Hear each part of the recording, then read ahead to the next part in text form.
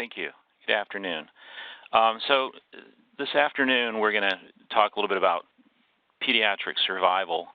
We're going to just kind of wade into this very large pond, and at times, and certainly after it's over with, you may think it was more of a low flyover than a wade in the pond. But a lot of things to cover, and I'm only going to talk on a very small, rather small aspect of childhood cancer survivor. I have no conflicts to disclose. So the good news is that survival of pediatric cancer has improved over the last several decades in spite of an increase in incidence. And this is pretty much true across all diagnoses, or most of the diagnoses of childhood cancer. But it certainly leaves no room for overconfidence, because even though survival has improved, unfortunately there's a dark side. So as of 2014, there were over 400,000 survivors of childhood cancer in the U.S., and it's estimated that by next year there'll be close to 500,000 childhood survivors. The bad news is that by age 45, that 95% of these children will have some form of a chronic health condition, and that 80% will have some type of serious life-threatening or disabling chronic condition. So we have made some improvements in the long-term outcomes in terms of other late effects of the treatment of cancer, as you can see on the bottom curve here, but they're not as significant as the improvements that we've made in preventing recurrence and progression of disease. There's several contributors to the success in treatment of childhood cancer. Of course, the collaborative trials and enrollment of most pediatric patients with cancer on these trials and improvement in therapy and outcomes has resulted from that. Better understanding of cancer pathobiology and applying that to treatment decisions and therapeutic algorithms. The development of some novel therapeutics, and this is across the board, not only in pediatrics, but also in adult therapy, and our understanding of genomics and targeted therapies. Improvements in diagnostic imaging, where we're not only better to more accurately diagnose and stage patients up front to direct our therapy, but we also have better techniques for follow-up and looking for progression or recurrent disease. Improvements in the delivery and techniques of radiation therapy to limit the exposure of normal tissues while better targeting disease. Advances in supportive care. And then lastly, at the bottom, what we'll talk about today is the recognition of late effects and some improvements in dealing with those, not only in terms of prevention, but in terms of ongoing treatment and in secondary prevention of some of these late effects. So the health concerns after pediatric cancer are sort of wide-ranging and impact just about every organ system and area of development and behavior in these childhood survivors. Today, I'll primarily be talking about the medical and physical late effects, and although the psychosocial problems are a very large component of late effects and require quite a bit of resources and energy, that's something that's just too broad for our discussion today. So in transitioning from acute care to the long-term care of these patients, we're transitioning from acute life-threatening toxicities to more chronic life-altering conditions. So initially we're dealing more with acute toxicity and acute organ failure, things like septic shock. The worry and concern for relapse and refractory primary cancer, problems like stroke, veno-occlusive disease, which I guess now is more commonly known as sinusoidal obstruction syndrome, and things like graft versus host disease in transplant patients. The chronic life-altering things are more like the long-term neurocognitive deficits, gonadal dysfunction, infertility, seizure disorders, hypothyroidism, and other endocrine long-term effects. Things like hearing loss and functional impairment, congestive heart disease are just some of the topics that have to be addressed on a more chronic basis. So how do we characterize the late effects of therapy? Well, it's not just the incidence, but we'll also look at what's the burden of these late effects on these survivors, the multi-morbidity of adverse effects across systems and across time. There's also looking at the quality of survival and just not survival as an absolute number, and then the impact on mortality from the late effects and not just from the primary cancer diagnosis.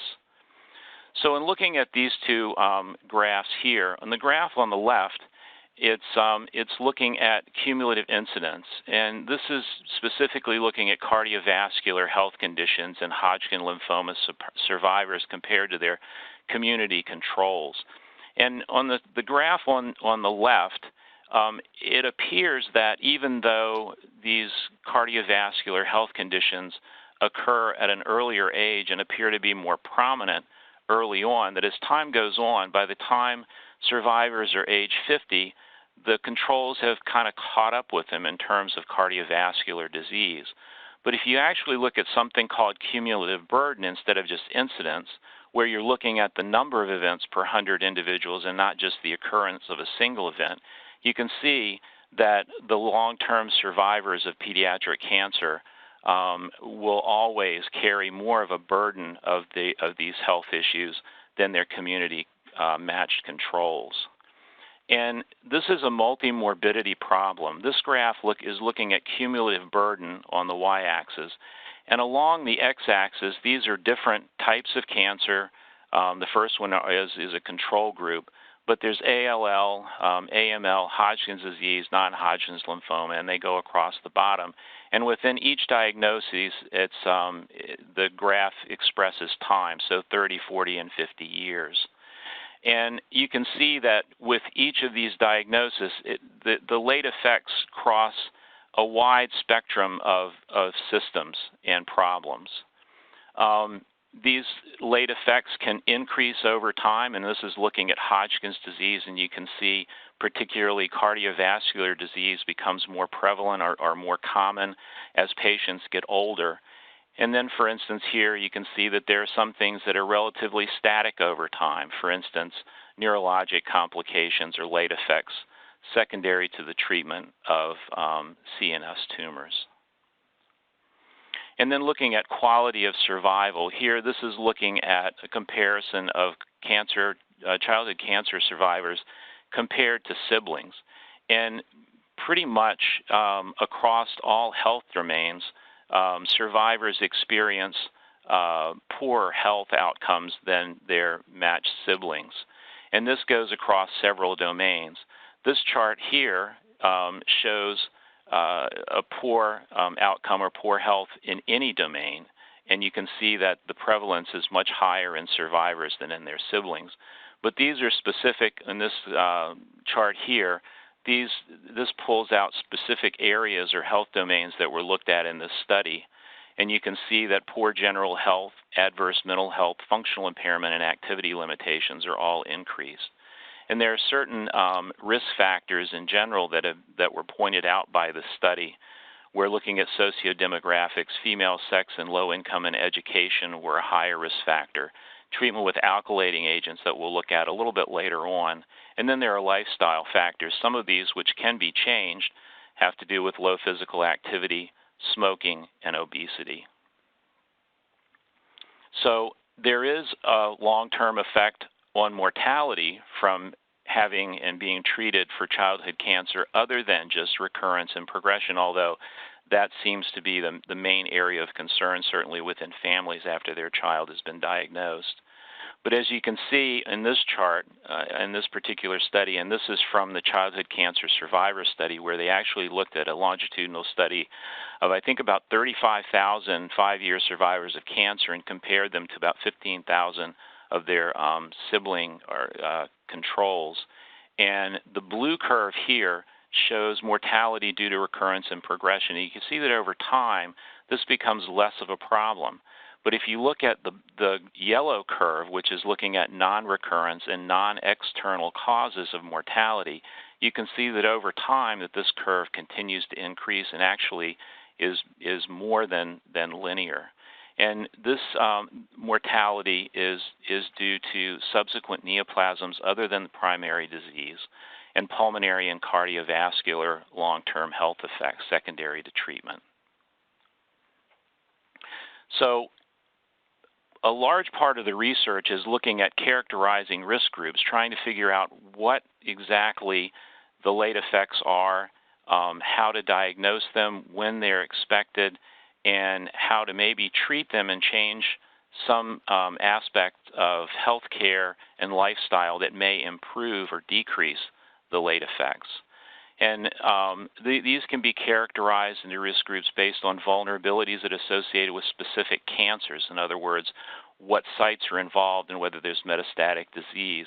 The treatment exposures that survivors are exposed to, relationships between treatment and adverse events related to particular agents and the modality and their toxicity profiles, the latency of the appearance of certain chronic problems that arise after treatment of childhood cancer, looking at dose and toxicity thresholds of particular types of therapy, and then also looking at interactions between these therapies. There are also patient factors that influence the vulnerability of survivors to developing certain late effects, things like age at diagnosis and also age as they age over time and the development of certain late effects that are increased just because of a factor of age, the factor of sex and race, comorbidities and how they influence late effects. There are health risk factors and health behaviors that can lead to either an increase or sometimes can attenuate the effect of chronic conditions related to post-treatment. And then there are genetic and familial risk factors that have been looked at. So this is just a small listing of some of the chemotherapeutic agents that have established late effects. And these are probably familiar to a lot of people. For instance, the increased risk of gonadal dysfunction and infertility when exposed to certain alkylating agents, the risk of cardiomyopathy after anthracycline exposure, the problems with reduced bone mineral density and osteonecrosis with corticosteroids, long-term motor neuropathies and sensory problems associated with the use of vinca alkaloids like vincristine, neurocognitive impairment from exposure, especially to higher doses of methotrexate, and then the risk of second malignancies, particularly acute myeloid leukemia after treatment with epipedophylla toxins like etoposide. Fortunately, all of the late effects don't occur at one time, but it's important to know that there is a latency to a lot of these late effects. So things like hearing loss as a result of treatment with cisplatin and renal tubular injury from ifosfamide like Fanconi syndrome can occur early on after treatment and sometimes can occur up to months after treatment. Things like neurocognitive deficits and thyroid dysfunction as secondary to radiation exposure to the brain and the neck can occur within months or sometimes not until years later. And then the cardiomyopathy risk of doxorubicin and breast cancer risk of breast irradiation sometimes don't occur for years after treatment. We know that there are certain thresholds to dosing of chemotherapy or dose intensity where the risk of developing long-term morbidities are more common. So an example of this is looking at anthracycline exposure and the risk of cardiomyopathy. And you can see in looking at this curve that this risk becomes pretty much exponential once you reach a total exposure of 250 milligrams per meter squared or more. But there's also an increased risk at even lower doses. So even down as low as 100 milligrams per meter squared, there's already an increase in risk of cardiomyopathy. And there's a study that we'll look at a little bit later to explain at least part of why this is true. Another well-known toxicity threshold is looking at alkylating agents. And in this study, what they did is they used an equation to compare or lump in several different types of alkylators and came up with what was called a cyclophosphamide equivalent dose. And what they found was that as long as that children who were exposed to less than 4 grams per meter squared of cyclophosphamide equivalent dose were much less likely to develop problems with spermatogenesis than they were at higher dose. But the interesting thing here is that even that isn't an absolute. So there are other factors that are coming into play here, probably having to do with genetics or drug metabolism. Radiation is well known in terms of causing or predisposing to late effects like breast cancer, secondary malignancies, pulmonary fibrosis, and other things. But it's not just the dose that's important. Sometimes it's also the exposure. And so varying fields, even at the same doses, carry different risk factors. And there's also the influence of exposure of other organs. On the graph on the left, this is looking at radiation exposure and the risk of breast cancer. And what's interesting here is that in girls who had exposure of their breast tissue to radiation, there was a linear increase in risk compared to dose of radiation to the chest. The other thing that was interesting, though, is that the amount of radiation to the ovaries also plays a role in developing breast cancer, or the risk of breast cancer. And those girls who had more than 5 gray of radiation exposure of ovaries, in addition to their chest irradiation, were much less likely to develop breast cancer at a later age than those who received exposure of less than 5 gray, probably due to reduced hormonal stimulation of breast tissue, and that playing a role in the risk of subsequent development of breast cancer. In looking at fields, the graph on the right is looking at the radiation fields, and what you can see here is that the blue curve is looking at a field called mantle irradiation, and this is the field here in the gray, which encompasses the axilla, the supraclavicular area, and the mediastinum. And then the gold curve is looking at whole lung irradiation, and although the dose of whole lung irradiation is much less typically than the dose delivered for mantle irradiation, the risk of, or the cumulative risk of breast cancer is similar between the two. And if you look here at mediastinal irradiation, which is the gray curve, the risk is lower even though the dose is similar to that delivered in mantle, but the field is smaller. There's also interaction between treatment modalities that can lead to exacerbation or increased risk of late effects. This is looking at cardiac disease and the interaction between anthracycline exposure and radiation. And what you can see here is that anthracycline, in addition to radiation, greatly increases the risk of cardiac disease in 5-year survivors. The other thing is that anthracycline exposure also causes an earlier increase in risk of cardiovascular disease and not only an increased overall risk. Age is another factor that can influence the incidence and increased risk of late effects. This is looking at IQ over time after radiation exposure due to conformal radiation by age in pediatric low-grade gliomas. And this is the total dose of 54 gray. And what you can see is that younger age is associated with a steeper decline in IQ. And again, here, if you look at higher grade brain tumors, the concentration years ago was in trying to spare younger children from radiation. We were just hoping to get them past 5 years. But as you can see, that this effect is seen much later than that, even up to the age of 12 years of age. There are comorbid health conditions that can influence the incidence of health risk. This is looking at hypertension and heart failure risk. And you can see here that this bar all the way on the right, looking at patients that have both hypertension and anthracycline exposure, is much higher than what would be expected from the additive effect of either anthracycline or hypertension alone added together. So this is important in pointing out that control of some later comorbidities may actually help improve long-term survival quality of life. Here, this is another factor that may be modifiable. This is looking at Hodgkin lymphoma survivors and looking at cumulative incidence of cardiovascular disease compared to the amount of exercise. And so in this study, they showed that vigorous exercise was associated with a dose-dependent lower risk of cardiovascular disease that was independent of other cardiovascular risk factors.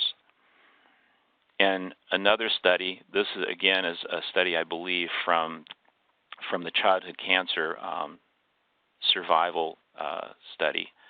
And this is looking at over 15,000 5-year survivors of childhood cancer. And what this shows is that this is looking at all-cause mortality and not just cardiovascular disease.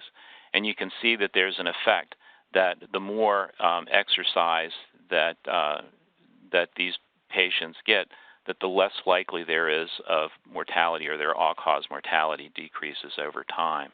And so the cutoff here, or where there seems to be a significant difference, is looking at people who get under 20 minutes a week of vigorous exercise as compared to those that get even the lowest exercise group here, 3 to 6 med hours per week, which correlates to about 20 to 40 minutes of vigorous exercise a week, is significantly lower. And the 9 to 12 med hours per week correlates with about 60 to 80 minutes. So increased exercise exposure over 8 years in this study showed a 40% reduction in all-cause death rate compared to the low exercise group. There are genetic and familial risk factors that are associated, and this one may seem obvious. This study looked at over 3,000 survivors of cancer, and they identified mutation in cancer predisposition genes, which, would seem to indicate, or would seem to say that these patients are already at increased risk for developing cancers at baseline, but then they also were at increased risk for developing cancers after treatment. And that may be something that appears obvious, but then there are other genetic mutations which are probably less obvious, where you're looking at mutations that influence metabolism or drug metabolism. So carbonyl reductase is an enzyme that's important in metabolism of anthracyclines. It metabolizes the anthracyclines into an alcohol metabolite, which is one of the main culprits in cardiotoxicity of these drugs.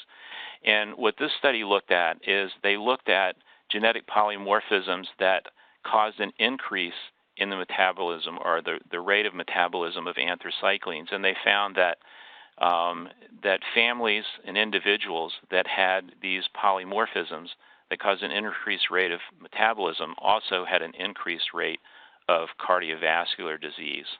And so this, again, is something that's baseline exposure, and probably to some extent explains a lot of this, or may explain at least some of the increased risk even at lower doses of anthracycline exposure.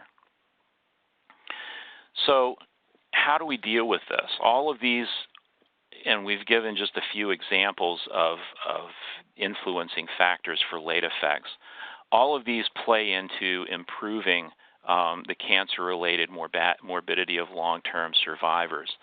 Premorbid conditions, genetic defects, tumor factors involving histology, site, and biology response, treatment and factors, not only the individual agents that are involved, but also the modalities that are treated and how they're used, the treatment events that occur in terms of early toxicity and how they influence late effects, aging over time, because there's a normal aging process, which in and of itself causes more health conditions to develop. And then when you add on top of that the exposures to cancer chemotherapy and other treatment modalities, further increase the risk of developing these later health issues and also earlier development of these health issues. There are health behaviors that may be modifiable: tobacco use, diet, alcohol, exercise, as we showed some examples here, sun exposures and the risk of skin cancers. And then there are some host factors which probably aren't changeable but may influence how we deliver treatment in the future, and those primarily age, gender, and race. So we know that the late effects are these long-term effects of cancer or chronic health conditions. There's a shift in the curve. This is the curve of the general population compared to the cancer survivor population. And we see that these health conditions occur earlier and are more common in advancement with age. And so a lot of these children now, we're just getting to the area where these children are in their 40s and 50s, and so we still have a long way to go to learn what the impact of these conditions are, how to address them in terms of their occurrence now, and hopefully how to prevent a lot of these things in the future by altering therapy. Some of the things that we can change and some of the things we can't. The genetic and familial problems which shift this curve up and to the left are probably not something that can be modified. The risk factors like anthracycline dose, radiation dose, the age at cardiac exposure, and the cardiac comorbidities, some of those things we can change, and those are things that tend to shift the curve to the left. But then there are things that can even shift the curve to the right and decrease the risk of developing these late effects. Things like exercise, aggressive management of cardiac comorbidities like hypertension, and modification of diet. So how do we improve the outcomes of pediatric cancer survivors? There are several things that can be done. Probably one of the most important things is just education, educating the patients and healthcare providers in terms of what these patients have been exposed to in terms of treatment and what to expect in terms of the late effects and long-term complications of that therapy, and also the time course of when to expect the development of these things. There's a large aspect of survivorship that we didn't touch on here, that of psychosocial and educational support, which actually requires a large amount of resources in order to address these problems in long-term survivors of childhood cancer. The importance of long-term surveillance and treatment and being able to actually reduce some of the occurrence and the effect and seriousness of the late effects of cancer. We need to continue to define the problem through ongoing research. And then in terms of primary prevention, things like risk-adapted therapy, where we're giving the right amount of treatment, and which would be giving maybe more intense treatment to higher risk therapy, but giving less therapy or less intense therapy to those diagnoses that have better response rates. Another example may be improved radiation delivery techniques in order to better target specific diseases and locations or disease tissue while avoiding normal tissue. And then the development of targeted therapies and better understanding of genomics and finding targets for these particular therapies where there's more direct effect and focused effect on disease and less on normal tissue and systems. And then this is sort of an example. I wanted to include this because this is a good example of a recent study that was done by the Children's Oncology Group, where this was looking at Wilms patients, and these are stage 4 Wilms patients with isolated pulmonary disease. And historically, these patients have been treated in addition to chemotherapy with whole lung irradiation. In this study, they looked at not giving lung irradiation in patients who had a complete response of their pulmonary disease after 6 weeks of chemotherapy. And you can see in looking at both event-free survival and overall survival that the gold line here, the yellow line, is the more recent study, and then this is the previous study, or the National Wilms Tumor 5 study, in the blue line. And you can see that survival estimates were superior to the previous study, and also they were able to avoid radiation to the lung in 40% of the patients up front, with the expectation that this will reduce radiation-associated late effects of congestive heart failure, pulmonary fibrosis, and breast cancer. So coming up with treatments like this where certain modalities that carry a high risk of late effects can be either modified or even withheld while either improving or at least maintaining current effective therapy are things that can be looked at in the future, and hopefully an avenue of primary prevention of long-term late effects in this disease. But there's a lot more research to be done. There's a lot more to be learned. And as time goes on and these patients continue to age, we'll continue to learn more and more about their quality of life and how to better support them and maybe attenuate and improve some of these late effects.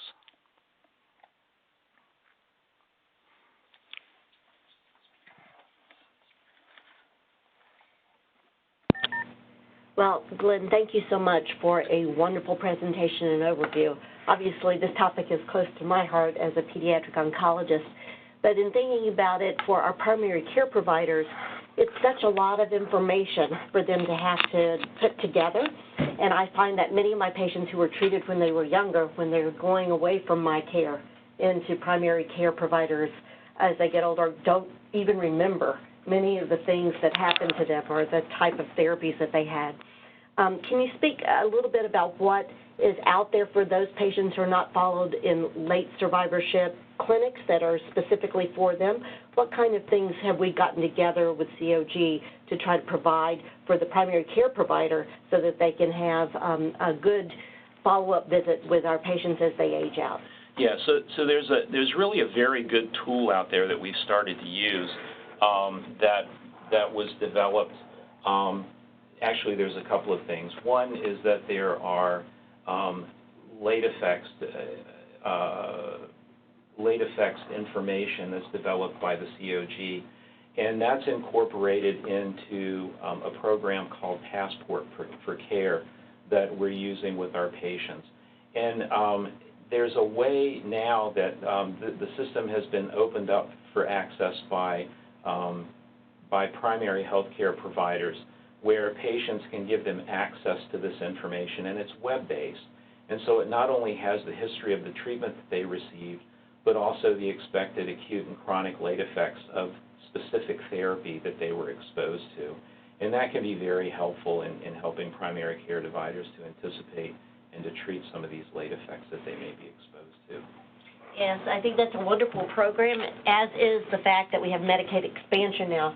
So as our children age out under their parents' insurance, they still have the ability to have treatment for the chronic illness that is part of what happened to them for their cancer treatment. Right. Yeah. Well, thanks, everybody, for your attention today. I hope it was something that is useful, and if you have any questions, I'm sure that Dr. Edwards would be happy to field those either by email or by phone, and we appreciate your time, and keep cool out there. We'll see you next month. Thank you very much. Thank you.